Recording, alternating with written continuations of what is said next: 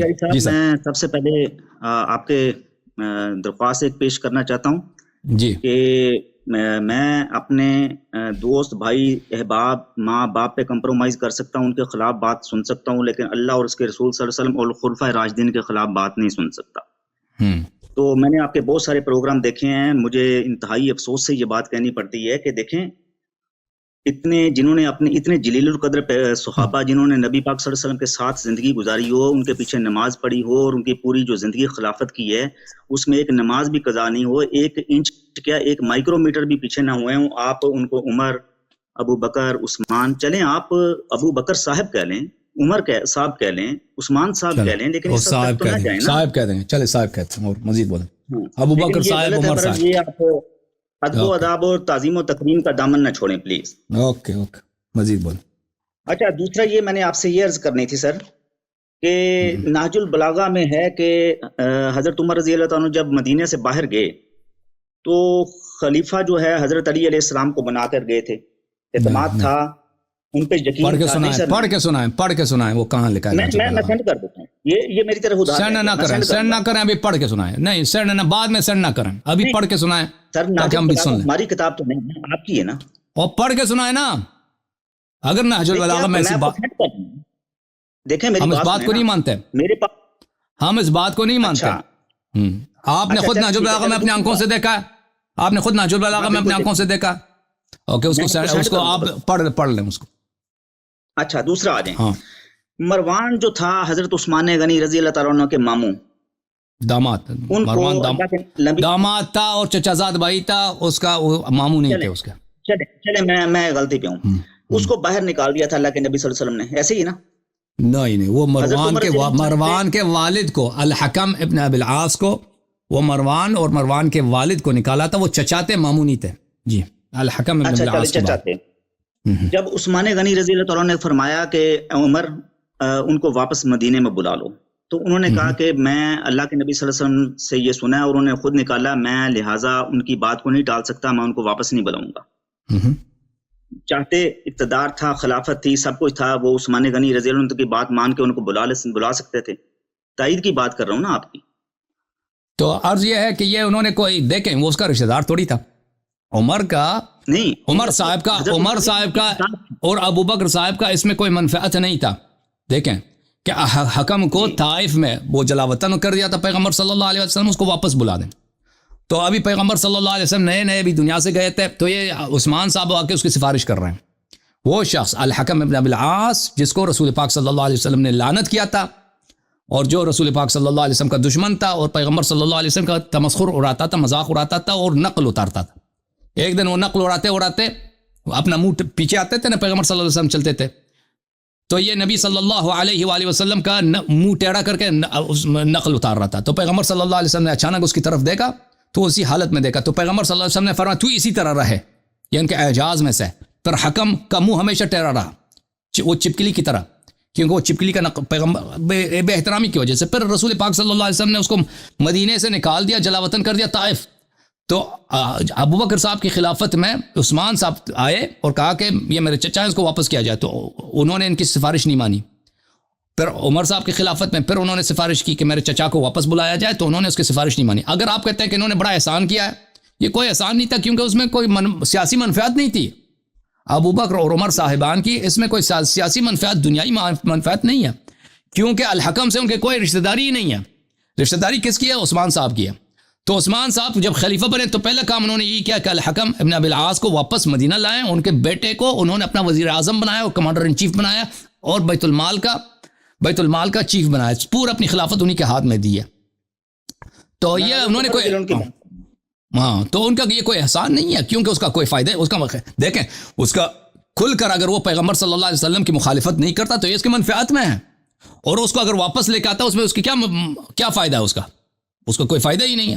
تو ایسا اگر اس نے بات نہیں مانی ہے، صرف عثمان صاحب کی سفارش نہیں مانی، تو اس کے کوئی تقوی ایمان پہ دلالت نہیں کرتا، کیونکہ وہ اس کے لیے کوئی فائدہ مند چیزیں تھی نہیں۔ اس میں اگر اس کا فائدہ ہوتا تو آپ کہتے نا، اس میں اس کا فائدہ ہی نہیں تھا اس کو لانے کا۔ عثمان صاحب کے فائدے میں تھا، کیونکہ وہ عثمان صاحب کے چچا تھے، سکا چچا۔ عفان جو ہے نا، عثمان کہتے ہیں عثمان ابن عفان جو ہے حکم کا سکا بھائی، ہم ایک ماں ایک باپ سے ہیں، تو اسی لیے اس کو یہ تلے ہوئے تھے کہ ان کو واپس بلایا جائے. جی چلیں آگے چلتے ہیں سر. وہ حضرت عمر رضی اللہ عنہ نہیں بلایا نا, وہ تو انہوں نے تو ان کی نبی پاک صلی اللہ علیہ وسلم کی بات کو اہمیت دی نا. چلیں آگے چلتے ہیں. عثمان صاحب نے تو بلایا نا, عثمان صاحب نے تو بلایا, واپس لایا. پیغمبر صلی اللہ علیہ وسلم کی مخالفت کیا نا. اور دیکھو میں آپ کو ایک حدیث, صحیح حدیث دکھا, ایک منٹ میں ایک صحیح حدیث دکھا دیتا ہوں آپ کو. صحیح حدیث میں آپ کو کتاب لے کے آؤں, ایک منٹ تو انتظار کریں.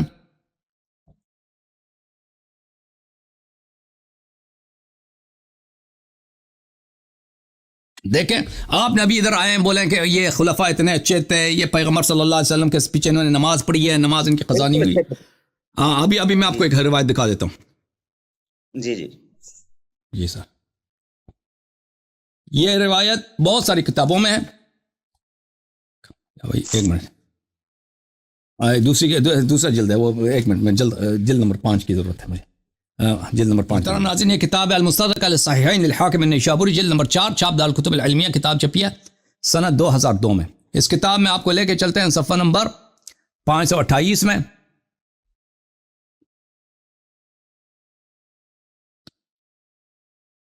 یہ ہے صفحہ نمبر 528, حدیث نمبر 8443,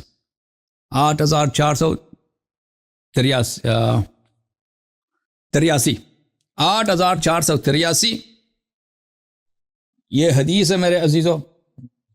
ہائی لائٹر کہاں گیا ہمارا, ہائی لائٹر کتنے گیا بھائی, ہائی لائٹر مل گیا. اچھا, حدیث صحیح علی شرط شیخین, حدیث نمبر 8483, صحیح علی شرط شیخین, یہ بخاری مسلم کی شرط پہ صحیح ہے. اچھا بلیے, اس حدیث کے ذیل میں لعن بلیے فقالت ولكن رسول الله صلى الله عليه وآله لعن أبا مروان ومروان في صلبه فمروان قصص من لعنة الله عز وجل. بلی رسول اللہ صلی اللہ علیہ وآلہ وسلم نے مروان کے والد کو یعنی حکم کو اور مروان کو لعنت کیا ہے. رسول پاک صلی اللہ علیہ وآلہ وسلم نے مروان کے والد کو اور مروان کو لعنت کیا اس زمانے میں کہ مروان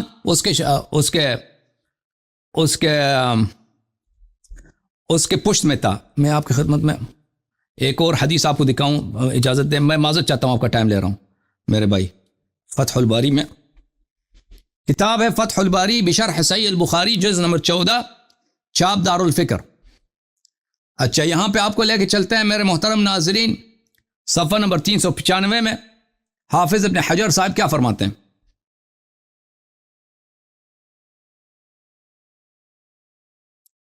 حافظ ابن حجر صفحہ نمبر 395 میں یہ فرماتے ہیں وَلَقَدْ وَرَدَتْ أَحَادِيثُ فِي لَعْنِ الْحَكَامِ وَالِدِ مروان.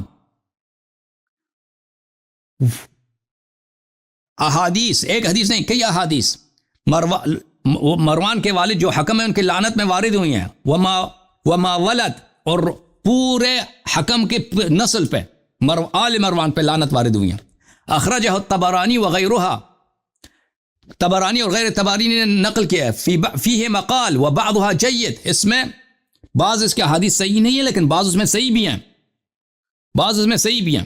تو یہ اس کے واضح الفاظ ہیں کہ نبی کریم صلی اللہ علیہ وآلہ وسلم نے مروان کو اور مروان کے والد کو لعنت فرمایا. اوکے اب بولیں مری صاحب. ہاں بس یہ میں نہیں, اس پہ آپ یہ ایڈمٹ کریں نا, اس سے ڈینائی نہ کریں کہ حضرت عمر رضی اللہ عنہ نے نہیں بلوایا تھا مروان کو. بس یہ بات آپ کہہ دیں. عثمان صاحب, ہم کبھی نہیں کہتے کہ یہ عمر صاحب کے متائن میں سے ہے کہ انہوں نے حکم کو واپس بلایا. ہم کہتے ہیں یہ عثمان کے متائن میں سے ہے. عثمان نے, اب عثمان صاحب نے بات سنیں, عثمان صاحب بھی عمر صاحب ہی کی طرح آپ کے نزدیک محترم ہے نا. ابو بکر صاحب کی خلافت میں اور عمر صاحب کی خلافت میں ان کی سفارش کی, ان لوگوں نے سفارش نہیں مانی لیکن اپنی خلافت میں ان کو بلایا بھی ہے. وہی شخص جس کو پیغمبر صلی اللہ علیہ وسلم نے لعنت کی اور اس کے نسل کو لعنت کی, واپس بلایا, اس کو عزت دیا ہے, اس کے بیٹے کو اپنا وزیر اعظم بنایا. ٹھیک ہے نا, آپ مجھے بتائیں. اچھا آگے آتے ہیں. اچھا سر بتائیں نا, ٹھیک ہے نا, پھر ہمیں حق ہے کہ کہہ دیں کہ ان لوگوں نے پیغمبر صلی اللہ علیہ وسلم کی مخالفت کی. بات کریں نا آپ, میں عثمان رضی اللہ عنہ کی بات, ہم کبھی نہیں کہتے کہ یہ حکم کا جو معاملہ یہ ابو بکر اور عمر صاحبان کی متائن میں سے, ہم کہتے ہیں یہ عثمان صاحب کی متائن میں سے ہے. ٹھیک ہے نا, ٹھیک ہے, یہ بات ٹھیک ہے, ٹھیک ہے. جی اچھا, یہ میں نے سنا ہے, آپ اس کی تائید کریں گے ذمہ داری سے, کہ اللہ کے نبی صلی اللہ علیہ وسلم کی حدیث ہے کہ جو قسطنطنیہ کے جہاد میں حصہ لے گا وہ جنت میں جائے گا. یزید بن معاویہ پہلی صف میں لڑا تھا. اس کا کیا؟ نہیں، ہمارے پاس کوئی حدیث نہیں ہے. ہمارے نزدیک یزید جو ہے دنیا کے بدترین کافروں میں سے، ٹھیک ہے نا، بدترین کافروں میں. میں یہ کہہ رہا ہوں کہ بات ٹھیک ہے یا غلط ہے؟ یہ ہمارے نزدیک کچھ بھی نہیں. ہمارے نزدیک یزید بدترین کافر ہے. ہمارے پاس ایسی کوئی حدیث نہیں ہے کہ قسطنطنیہ میں جو جہاد کرے گا وہ، بلکہ ہمارے نزدیک یہ سب جہاد جو ہے نا، قسطنطنیہ وغیرہ کی جہاد، یہ سور کے گوشت کھانے کے مترادف تھا. چاہے سور کا گوشت کھاؤ، چاہے میتا کھاؤ، کسی مسلمان کا گوشت کھاؤ، چاہے ان جہادوں میں شرکت کرو. یہ جہاد جتنے خلفاء نے لڑی ہیں ہمارے نزدیک یہ سب کے سب حرام اور دین اور باطل تھیں. کیوں کہ جہاد ہمارے مذہب میں صرف ائمہ اطہار علیہ السلام کے کمانڈ میں ہوتی ہے، ان کے ماتحت ہوتی ہے. بقیہ جن لوگوں نے جہاد کیا یہ سب ہمارے نزدیک نہ صرف کہ یہ صحیح نہیں تھے بلکہ باطل تھے. اچھا، یہاں پہ سر ایک مسئلہ ہے کہ پاکستان کے اندر ریڈ لائٹ ایریز ہیں، تو اس کے اندر جو جسم فروشی کے لیے جو عورتیں ہوتی ہیں ان کو ایک فارم دیا جاتا ہے، اور فارم کے آگے ایک ریلیجن اور مسئلہ کا خانہ ہوتا ہے. اس کے اندر اہل تشریح لکھوانا پڑتا ہے، پھر اس کا لائسنس، اس کی اپروومنٹ ملتی ہے. اس کے متعلق آپ کیا کہیں گے؟ دیکھیں پاکستان میں اکثریت کن لوگوں کی ہے؟ جماعت مخالفین کی ہے، ٹھیک ہے نا. اگر کچھ لوگ وہاں پہ اپنا کچھ شیعہ کہہ کر وہ آ کے یہ کام کرتی ہیں تو ایسا اس کا شیعہ مذہب سے کیا تعلق؟ لوگ ہر مذہب کا فائدہ اٹھاتے ہیں، اس کا شیعہ مذہب سے کوئی تعلق نہیں ہے. اگر لوگ اس کا غلط فائدہ اٹھاتے ہیں تو ان پہ اللہ کی لعنت ہے. اگر مثلا ہر دنیا میں بہت ساری لوگ مسجد بناتے ہیں کاروبار کے لیے، نہیں بناتے بھائی؟ او بھائی صاحب، لوگ مسجد کا کتاب قرآن چھاپتے ہیں کاروبار کے لیے، قرآن کی غلط تفسیر کرتے ہیں اب کسی کی ووٹ دلانے کے لیے، فتوے غلط دیتے ہیں کہ بھائی دنیا میں دین کے نام پہ برے کام بہت ہوتے ہیں بھائی. اس سے دین کا کوئی نہیں ہے کہ دین برا ہے. اب اس سے ہمارا اگر کسی نے ایسا کام کیا ہے تو اس نے غلط کیا ہے. جو عورتیں زنا کرتی ہیں اللہ کی لعنت ہے ان پر، وہ توبہ کریں انشاءاللہ دین میں واپس آ جائیں. پھر ملتا ہے ان کو. مجھے نہیں معلوم اس باتوں کا. وہ حکومت پاکستان کا. ہمارے مذہب میں زنا حرام ہے بھائی، زنا حرام ہے.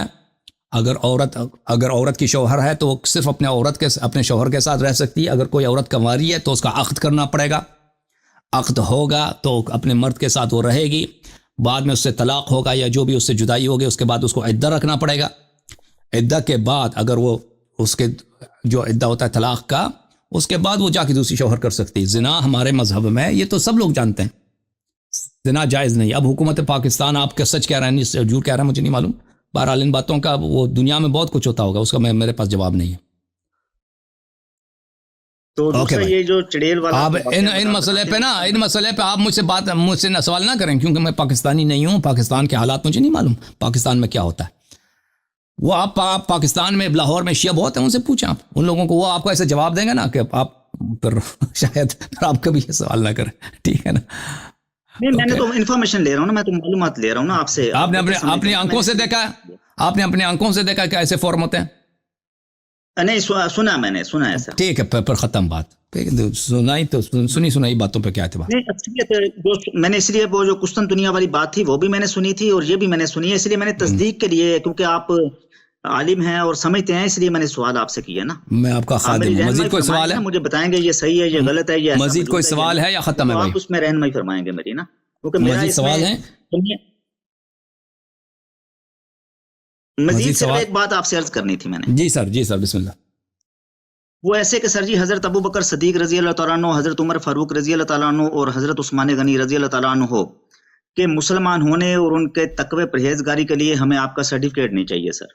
وہ ہمیں یقین ہے کہ وہ تقوی والے پرہیزگار اور وہ قرآن نے ان کے متعلق، قرآن اور بخاری میں ان کے متعلق جو ہے اس پہ آپ پہ ایمان لانا ضروری ہے. میں کوئی نہیں ہوں، میں کچھ بھی نہیں ہوں، لیکن قرآن کی تصدیق اگر آپ نہیں کریں گے تو آپ خود کافر بن جائیں گے، ٹھیک ہے نا. میں نے قرآن اور حدیث سے ثابت کر دیا ہے کہ ان کا اسلام کیسا ہے. Thank you sir.